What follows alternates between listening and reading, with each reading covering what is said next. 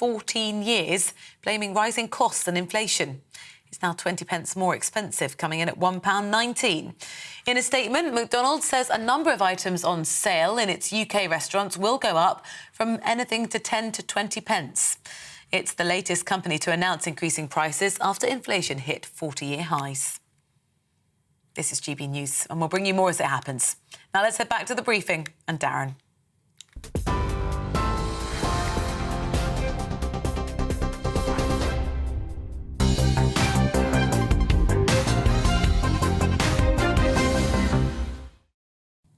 Thank you very much indeed, Rosie. It is coming up to 7 minutes past 3 o'clock on this Wednesday afternoon. We're on TV, online and, of course, on your DAB plus digital radio. Thank you very much indeed for your company. Let's turn to the Conservative leadership race that continues to dominate politics in Westminster and beyond, because Rishi Sunak and Liz Truss are clashing over the National Health Service, the energy crisis and tax.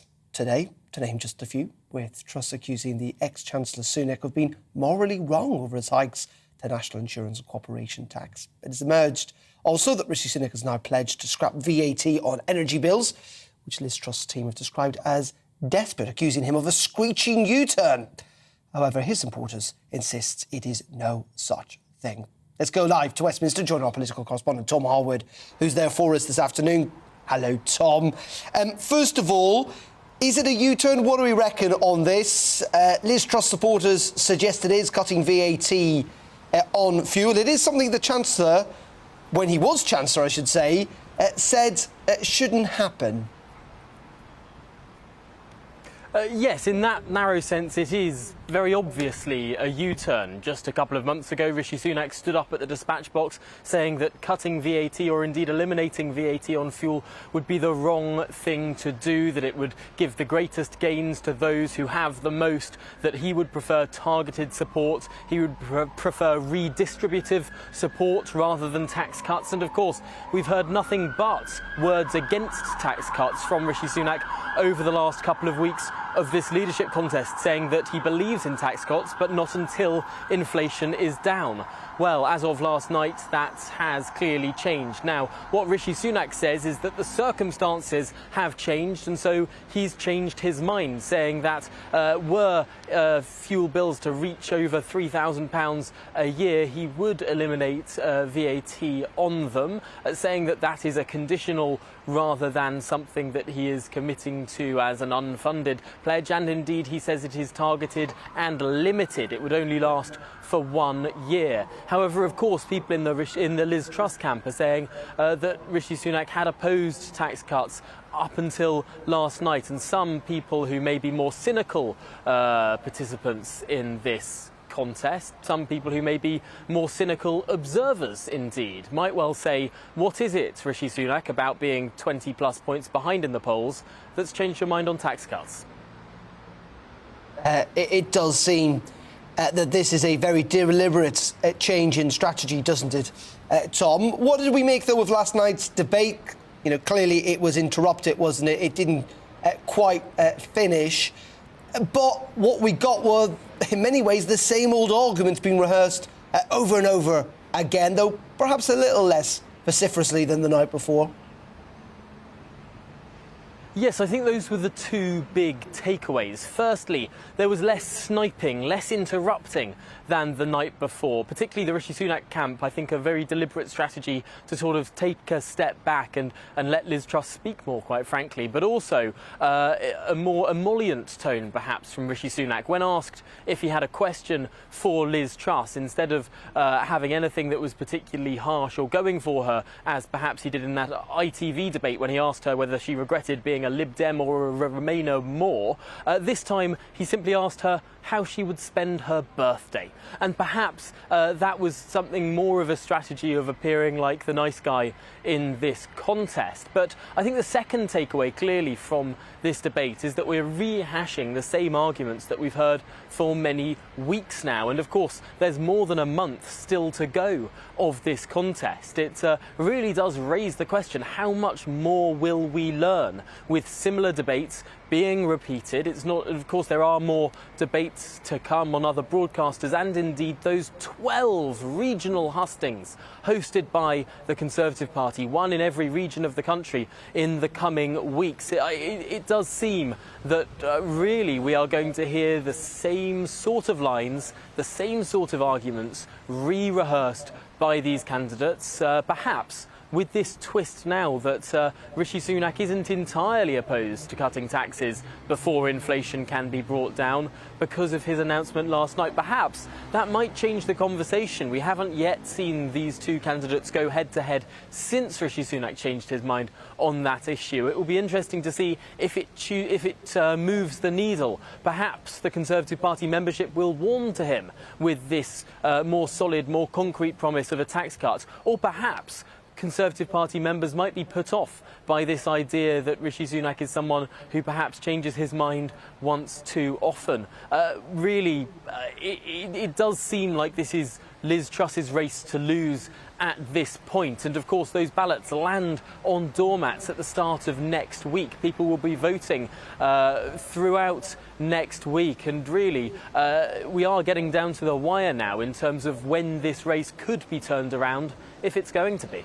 Indeed. But you say at the moment it seems pretty unlikely, but we will wait and see. Tom, as always, thank you very much. Tom Harwood there, our political correspondent, joins us live from outside Parliament. Well, let's move away from the Conservative leadership race and, as you can see, onto COVID and the contracts the government signed in relation to that, because a powerful committee of MPs has strongly criticised the government's awarding of contracts to the coronavirus testing company Randox, saying that record-keeping was woefully inadequate. Contracts totaling £770 million were given to the company over a 2-year period, but the Public Accounts Committee said that the basic practices of transparency were not followed. The chairwoman, Dame Meg Hillier, spoke to Tom, and he asked whether she agreed that the extraordinary circumstances of the pandemic meant that it was understandable that normal scrutiny wasn't necessarily in place. No, I mean, what we're really clear about is that absolutely there was an emergency and there were clear rules in place that allowed government to let contracts without competition, to let them urgently. Those rules were in place even before the Coronavirus Act. The Coronavirus Act embedded some of that as well. But even when that happens, it's even more important that you keep records of decisions that are made, who was in the room when those things were discussed. And what is clear here is there's huge gaps in the paper trail on everything from contract negotiation to decisions to which meetings ministers were in and who they were having those meetings with. And we have this system to make sure that the system is fair. And without that track record and that information, it's a real concern because it shows that there was sloppiness in the system. Someone like Dominic Cummings might have said, and has said over the course of the last few years, that the meticulous note-taking culture of Whitehall may well have slowed down the response in some areas. Is it not a valid criticism to suggest that if there was all of this record-taking going on, there might have been a slower response? No, look, it's not. Some of this is just us throwing up sand, really. I mean, when we've looked at other issues, for example, just even a recording of why a decision was made to, in that case, perhaps elect one company rather than another, wouldn't have been difficult to record when decisions were made. The very basics that weren't in place for many of these things. And it's actually incredible not to have things like managing conflicts of interests for ministers, making sure that there were records of who was in the room with the minister, who they met with. Those records were just missing in many cases, particularly in this case. And we've had this has been a particularly pressing issue because overall, test and trace cost a lot of money. These contracts that were let, the two that we particularly focused on in our report, amount to a lot of money let without competition. Taxpayers' money, remember, given by taxpayers on faith, on trust that government would spend it properly. I think it's the basic that taxpayers should be able to see that those decisions were made with probity, fairly, and there was nothing untoward. But without the documentation, you can't prove that. So when we're looking at what the government should have done, in your view, that it didn't do, it is that note-taking? Well, it's not just, it's a bit more than note-taking. The note-taking is the end of a proper process which says we have rules about how we let things. If we decide to do things outside those normal rules, we need to be clear about why we've made that decision, who's got that decision, and also each step of the way. In this case, a second contract was let to Randox without competition in October of 2020, so when things were a little bit more business as usual with COVID. then you should be looking at how the first contracts worked, maybe testing the market again, benchmarking to check that you're not just giving it to a company because you're already working with them, but you are actually driving value for money. Because every tax pound is a pound that could be spent on something else. And let's remember that the total cost of COVID is over twice the normal NHS budget for a year. So this is a lot of taxpayers' money, over £300 billion of taxpayers' money in total. So it's really important that that's watched. And I don't think we should take that lightly, actually. You know, it's easy for people to say, oh, we're in a hurry. These are people spending what you might call other people's money, but it's your money, my money, Tom and the viewers' money. And we need to make sure that that's properly accounted for. Now, your report mentions £777 million that your committee is unsure was spent properly. It sounds like an absolutely enormous sum, but in the context of wider government spending, just how much is £777 million equivalent to?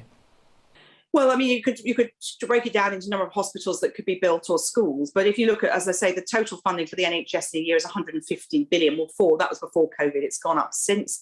So this doesn't, in billions, in COVID, millions sound like a lot less. But look, viewers are struggling with the cost of living. Fuel bills are going up. Food prices are going up. So every penny, that's being argued about at the moment in the Conservative leadership contest, our next Prime Minister is having a discussion, well, they're discussing between themselves and with their party members, how they're going to help people, or say they're going to help people. Some of that, 777 million, would be a great help. Now, we don't know that it was spent wrongly, but what we're saying is you need to, if you're spending that amount of money, be really clear that you are getting value for money and that you can prove that after the event. And during the event, indeed. And I think that's what's really key here, that it is about taxpayers' money. And you can't just say, oh, well, it doesn't matter if it was an emergency. You still got to say, even in an emergency, we were mindful that we were the custodians of your money to deliver a programme for you. And we want to prove to you that we've done the best we can on that. And without the paperwork, we can't prove that they had the proper processes in place. Now, you spend almost every waking hour trying to make sure that there is value for money in government spending, poring over all of these different decisions. But you're also a Labour Member of Parliament. And can I just ask you, with your Labour MP hat on, if you believe that nationalising the railways or energy companies or water companies would be similar value for money? Well, let's be really clear that would be a hugely costly exercise. And I'm very clear that if Labour got into government, let's say in 2 years' time, when we expect there might be a general election, my priority and the priority of Keir Starmer and the Labour Party is to make a difference to people's lives in the immediate term. I suspect the cost of living crisis won't be over then. The people will have been hammered by COVID and the cost of living. These are issues that mean that they need support in the here and the now. And overnight, spending a lot of taxpayers' money nationalising these big organisations, water, energy, and so on, would be very costly, but you wouldn't see an immediate difference for the consumer and the taxpayer. So our priority would absolutely have to be things that make a difference today, tomorrow, next week, next year, the quick things that needed to be done. And with we won't know what exactly the state of the coffers will be. We've got a Dutch auction going on between two future potential prime ministers. We need to see what's in the coffers before we could make any commitments, even on the basics. And I think we would have to be focused on a few key things that would really impact and make a difference to people. And I think the major nationalisation programmes are very expensive and take a long while to deliver any benefit. Meg Hillier, thank you. I think that was Tom Harwood speaking to Meg Hillier from the Public Accounts Committee a little bit earlier. Well, in response to that report, Randox have issued a legal complaint calling the findings deeply flawed and wrong in assumptions it makes and the conclusions it draws in supporting the UK's urgent requirement for coronavirus testing. Randox reacted with speed, efficiency and flexibility in delivering value. So that's the statement there from Randox Laboratories in relation to that report. Some breaking news also in the last couple of minutes. Joe Biden, who had, of course, tested positive for coronavirus last week, well, apparently he's now tested negative and will end his strict isolation, according to the White House. We're going to pause on the briefing, though, on GB News for a couple of minutes. Coming up, we're going to be in Germany, discuss Russia and Gazprom's decision to drastically cut gas supplies as the country looks at cutting back on that. And also, we're going to be talking about Mackie D's and inflation-busting supersize increases. How do you feel about it? the fact that the burgers are go up in price. All that and much more in just a couple of minutes. Stay tuned.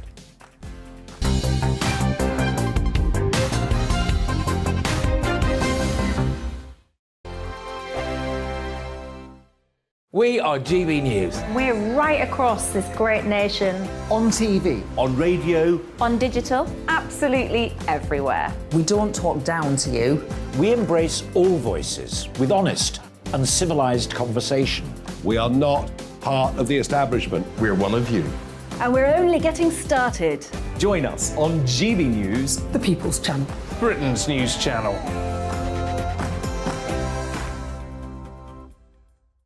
Hi there, it's Stephen and Anne. At breakfast from 6 a.m, you'll always be caught up with everything you need to know, the latest headlines, opinions and debates. We'll bring you the good news and the bad, but most of all, we're here for you. Remember, send in your views and let us know what you would like us to talk about. That's because we're your news channel. And every morning at 6 a.m, it's breakfast on GB News. My name's Tom Harwood and join me 9:30 a.m. every weekday for The Briefing, your one-stop shop for everything you need to know about what's going on in politics today. I wonder if this is a deal that might need to be like the biscuits in this factory, twice baked. Is there not an opportunity here to win out against the extremes? Tom Harwood, GB News. What are you going to do about it? Things should have been done differently, and they certainly are being done differently. Don't miss it. The Briefing with me, Tom Harwood, 9:30 Monday to Friday on GB News. Where would you like to go? Just take me to the studio, please, mate. You know where you're going. I've got a show to do. Friday Night Feast on GB News, 7 p.m. And it's like nothing you've ever seen before. We take a different angle on the week's biggest news stories. The viewers and listeners set me some absolutely mad challenges to do. We tried to rehome a rescue dog. And yes, there's some other wacky stuff in there as well. I feel like I could take on the world. Well, that's that. Friday Night Feast with me, Patrick Christie's, every Friday, 7 till 9 p.m. on GB News. Be there. Join me, Darren Grimes, for Real Britain every Saturday and Sunday from 2 p.m. A news hour that comes with a trigger warning. Scorching hot opinion with prominent guests saying the unsayable and a little bit of weekend fun thrown in. Unlike other broadcasters, I won't be forgetting what the B in our name stands for. So howie in for Real Britain Saturday and Sunday from 2 p.m.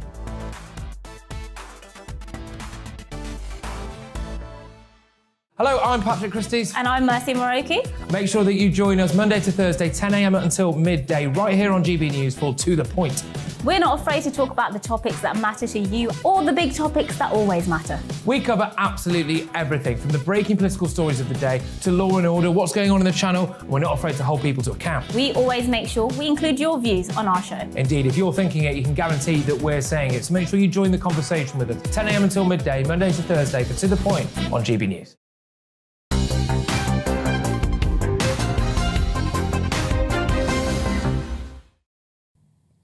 Very welcome back. Now, the Commonwealth Games start tomorrow in Birmingham.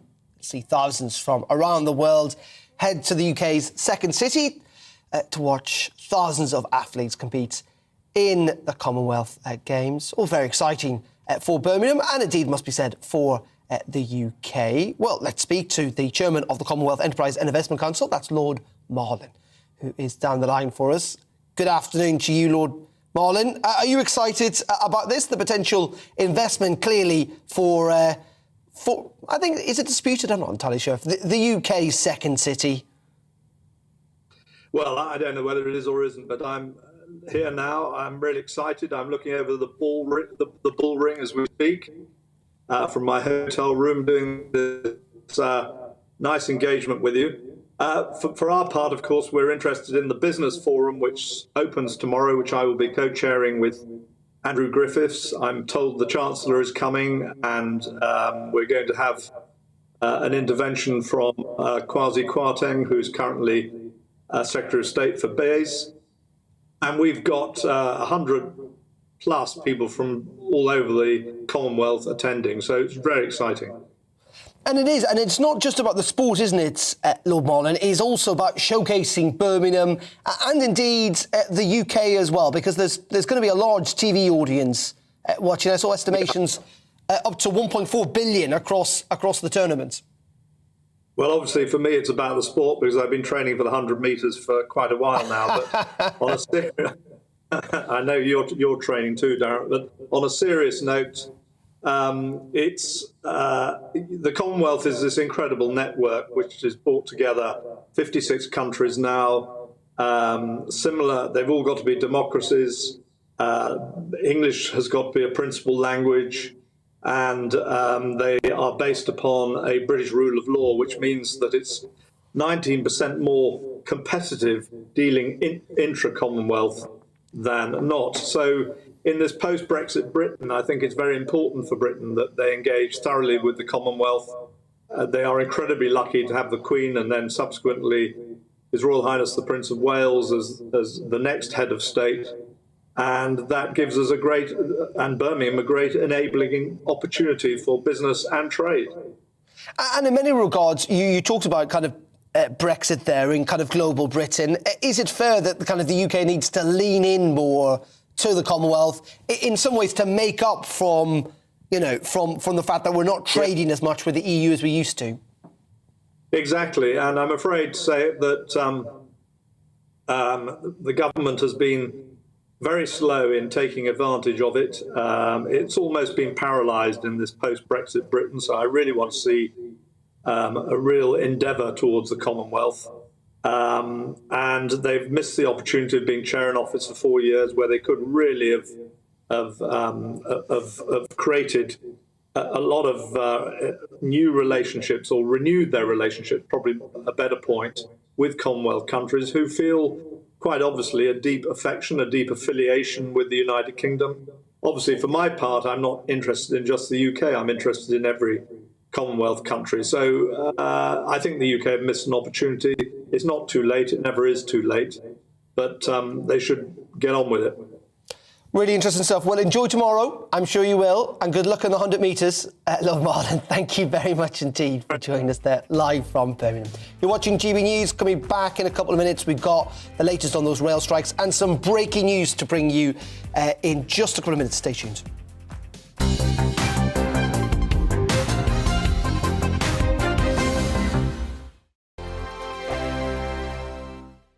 We are GB News. We're right across this great nation. On TV. On radio. On digital. Absolutely everywhere. We don't talk down to you.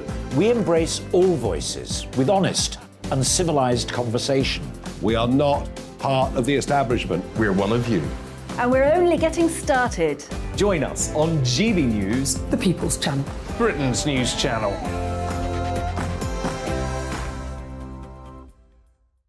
Hi there, it's Stephen and Anne. At breakfast from 6 a.m, you'll always be caught up with everything you need to know. The latest headlines, opinions and debates. We'll bring you the good news and the bad, but most of all, we're here for you. Remember, send in your views and let us know what you would like us to talk about. That's because we're your news channel. And every morning at 6 a.m, it's breakfast on GB News. My name's Tom Harwood and join me 9:30 a.m. every weekday for The Briefing, your one-stop shop for everything you need to know about what's going on in politics today. I wonder if this is a deal that might need to be like the biscuits in this factory, twice baked. Is there not an opportunity here to win out against the extremes? Tom Harwood, GB News. What are you going to do about it? Things should have been done differently, and they certainly are being done differently. Don't miss it. The Briefing with me, Tom Harwood, 9:30 Monday to Friday on GB News. Where would you like to go? Just take me to the studio, please, mate. You know where you're going. I've got a show to do. Friday Night Feast on GB News, 7 p.m. And it's like nothing you've ever seen before. We take a different angle on the week's biggest news stories. The viewers and listeners set me some absolutely mad challenges to do. We tried to rehome a rescue dog. And yes, there's some other wacky stuff in there as well. I feel like I could take on the world. Well, that's that. Friday Night Feast with me, Patrick Christie's, every Friday, 7 till 9 p.m. on GB News. Be there.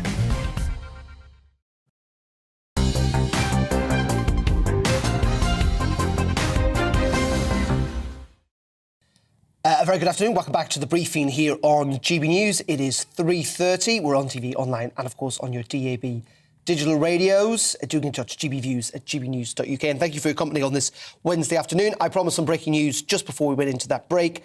And as you can see, broadcast news channels will now be able to air judges' sentencings and the remarks from Crown Courts for the first time ever in England and Wales following a change in the law. It is a very significant moment, it must be said, for both us in the broadcasting world, but also for the courts. Let's bring in our Home Affairs and Security Editor Mark White, who can tell us a little more about this, Mark. And as I say, this is proper legal history, isn't it?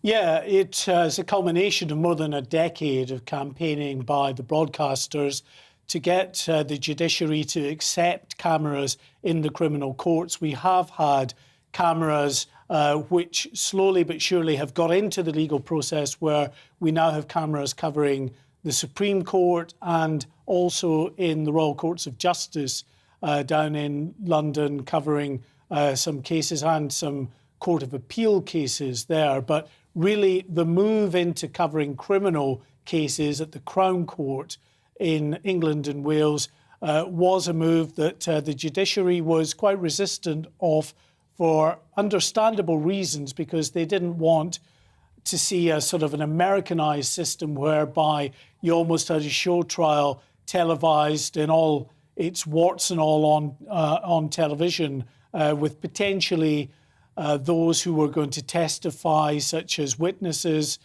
being put off that process by the fact it was being televised. They've been given reassurances, and initially all we're going to get is judges' sentencing remarks. But regardless, it is a very significant move. Just to say that the picture seen on the screen of the Old Bailey in central London, it's expected to become the first court in England and Wales to allow television sentencing when the case of a convicted killer is heard. You may have just seen a picture on the screen there, but that is the Old Bailey, and that's where we're expecting that to happen. And interestingly, from tomorrow, so almost immediately, essentially. Yeah, tomorrow morning, 25-year-old Ben Oliver is up for sentencing. He pleaded guilty to manslaughter. He had initially faced murder charges, but a plea to manslaughter on the grounds of diminished responsibility was accepted. A pretty grim case where he stabbed to death his bedridden grandfather in January of last year.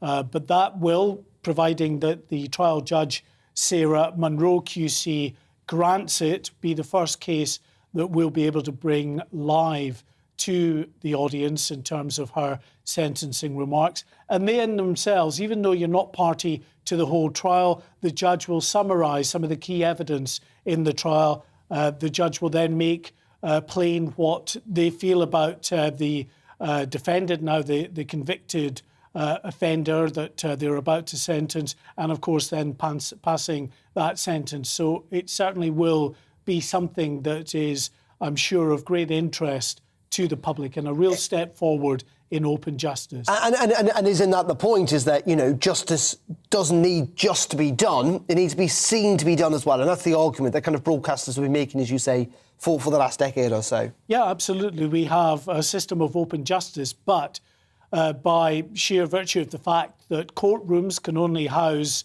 20, 30, 40 people, then that's it. They have a public gallery where you could get maybe 10, 15 people in to watch it.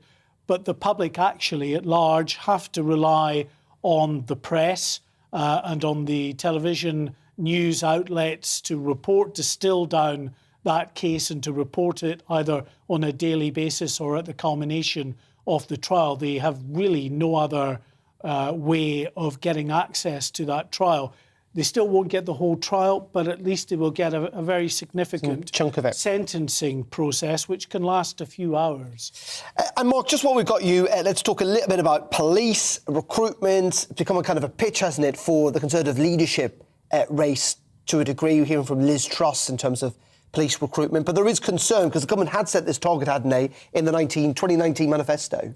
Yes, that target of 20,000 additional police officers to be recruited by March of next year.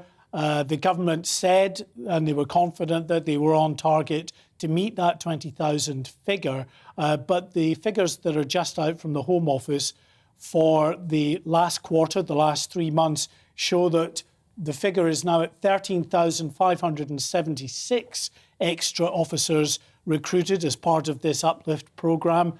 But when you compare that to the previous 3 months, it's only an increase of 214 officers.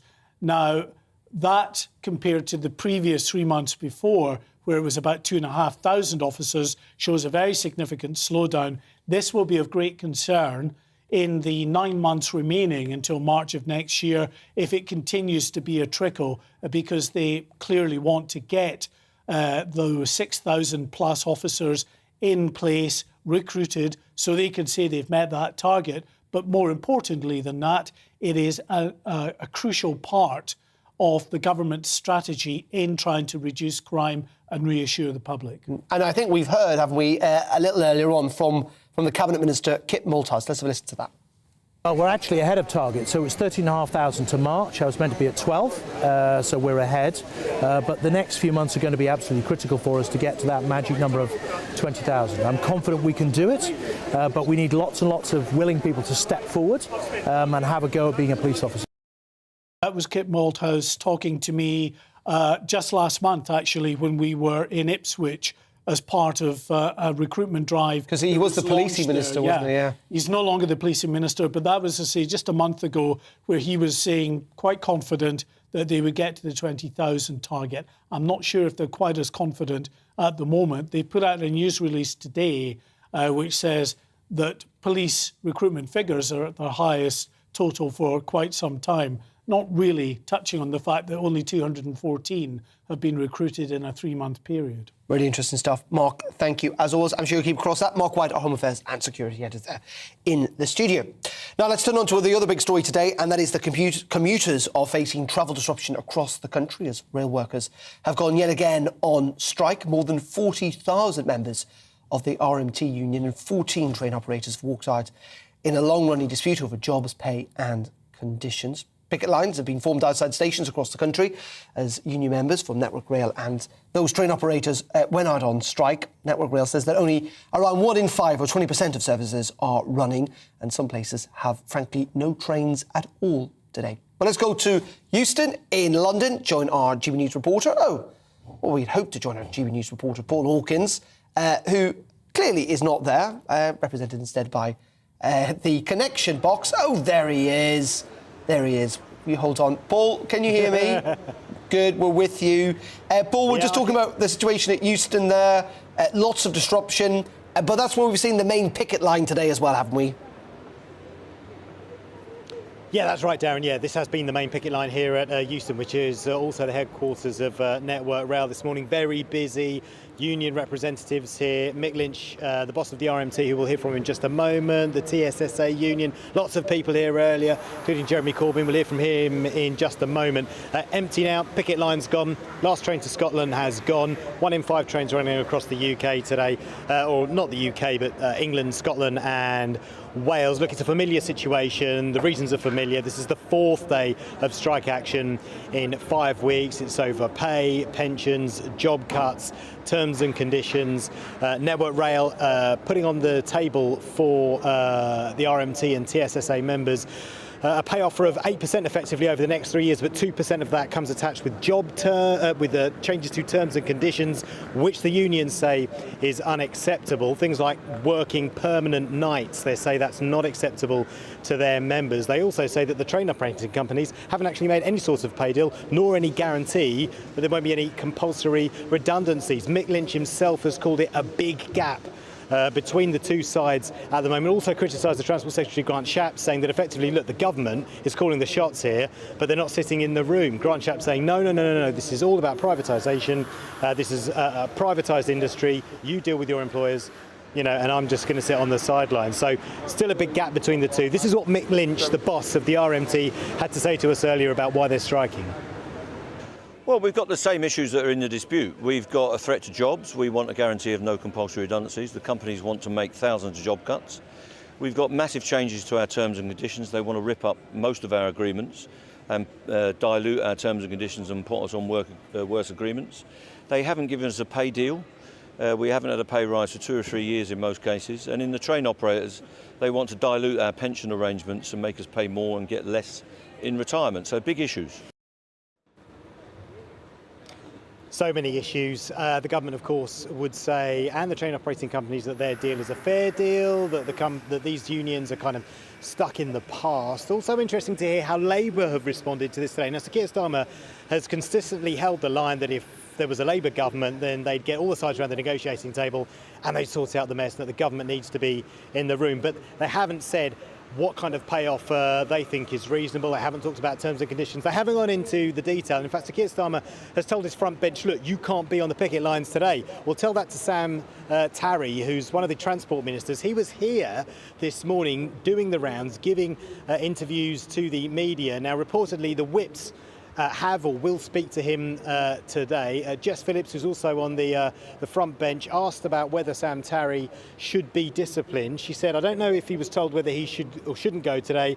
I've certainly not been told whether I should or shouldn't go to any picket line. So there seems to be, we're not sure where Labour are on whether front benchers certainly should be turning up to the picket lines. We know a dozen or so Labour MPs did show up to the picket lines today, but we don't know about the shadow cabinet. Certainly someone who was here earlier today is the former Labour leader, Jeremy Corbyn, who now sits in the House of Commons as an independent, and this is what he told us. Today to support the rail workers. They are faced with job losses, insufficient pay and insecurity in the future. That can't be right. They've taken a vote by an overwhelming majority to authorise the union to call strike action. They've done that today, and I'm here to support them. Because in reality, the RMT today is speaking for an awful lot of other people who are worried about their own future, about their jobs, and about low levels of pay in this country at a time of very high inflation. So, as Mick Lynch says, there's a big gap between the two sides at the moment. They are still involved in talks. They are open to negotiations and to offers. They're not keeping the phone down when it comes to speaking to the other side. But the two will carry on negotiating. There are more dates set. There is ASLEF, the drivers' union, 5,500 members who will go on strike on Saturday. And then the RMT goes on strike again on the 18th and the 20th. Of August. That's nationally, and in London on the 19th over a separate issue, but still more rail disruption to come this summer.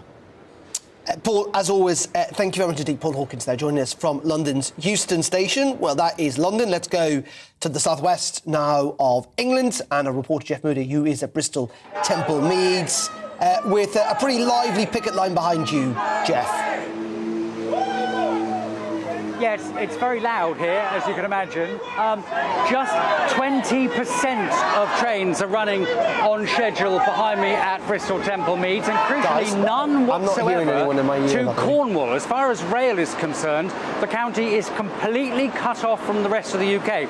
You can't even get a replacement bus service. Well, Network Rail has said they apologise and that they're doing all they can to get as much of the service running as possible. The RMT behind me is stopping people and talking to them and getting as much support as they can. Well, the government has described the RMT as very militant unions causing a completely unnecessary strike. Well, earlier I spoke to Nikki Hughes from Network Rail. I began by asking her if that's how she sees it. Well, firstly, let me apologise to everybody that has been disrupted by the industrial action today. We are working very hard to reach a deal with the RMT, and we urge them to come back around the table so that we can do a deal on pay, but also a deal to modernise the rail network for the UK as a whole. On Saturday, you have a strike by ASLEF, and ASLEF are striking a number of train operators, drivers across the country. So a number of train operators won't be running train services because their drivers are striking. So again, passengers will sadly be disrupted, and we expect that disruption to run into Sunday as well. Well, that's the view from Network Rail. The view here, completely different, of course. They've been saying to us this morning that this isn't just about the railways, this is about everybody. This is about the nurses, the doctors, the GPs, the barristers, workers in general. Everybody needs better rights, everybody needs more pay in line with inflation. So that's what they are now asking for. Whether they get it is a different matter. As we just heard, there's another strike on Saturday, and that strike is looking to create even more chaos than this one. It's organised by ASLEF, so this is going to be the train drivers themselves, and that's on Saturday. So the message from Network Rail really is, if you possibly can, try not to travel. Indeed. Jeff, as always, thank you. Jeff Moody there joining us from Bristol's Temple Meads train station this afternoon. Pretty lively picket line there. And that disruption likely to continue, as Jeff was saying, for the rest of the day with more strike days planned. Let's move on now, because Europe's summer heatwave has only just finished, largely, but already panic is growing in Germany over what may lie in store for its citizens this coming winter. Vladimir Putin is choking the country's gas supplies.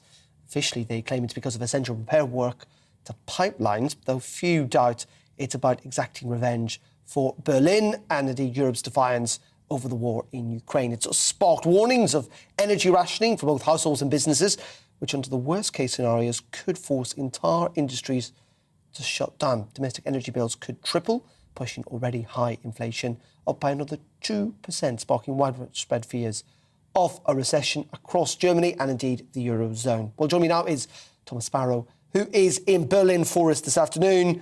Hello, Thomas, and I believe already measures have been taken by federal authorities and indeed by individuals to start rationing energy as of today.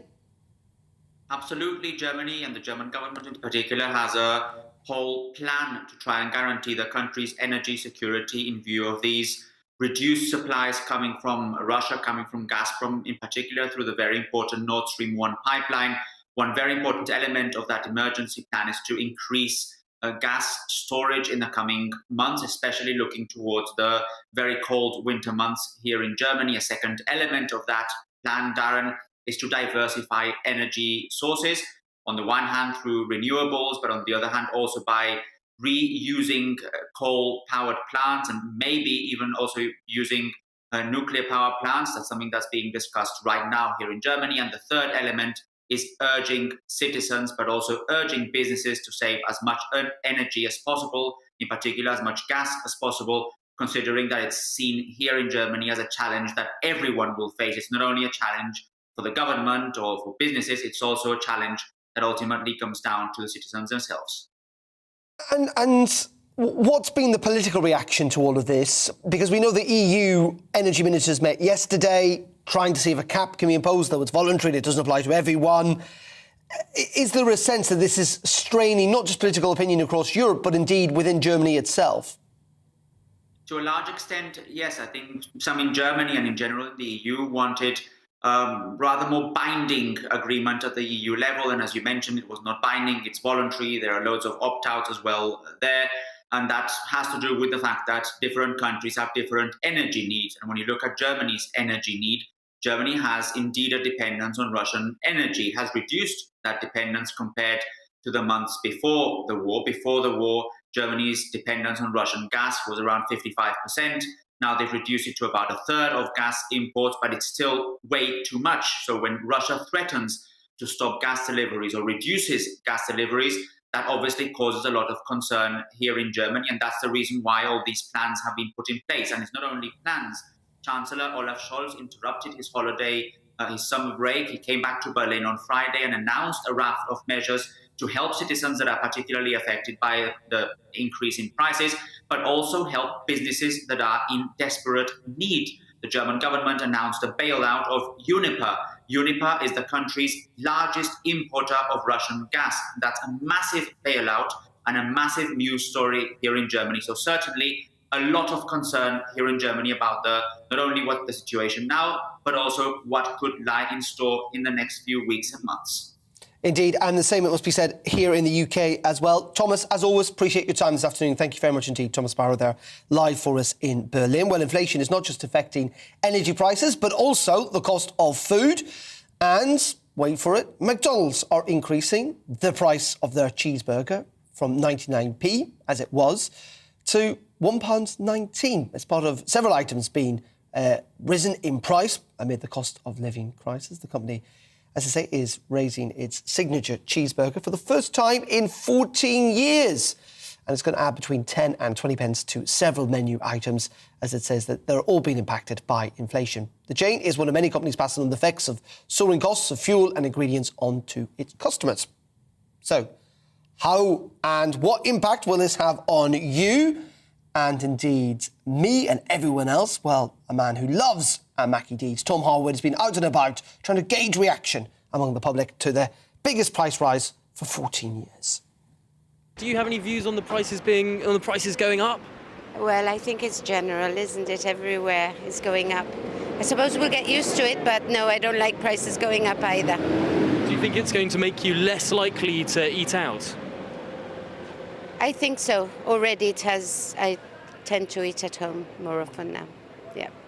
Yes, it's going up a little bit more, but not too much. But it's going up.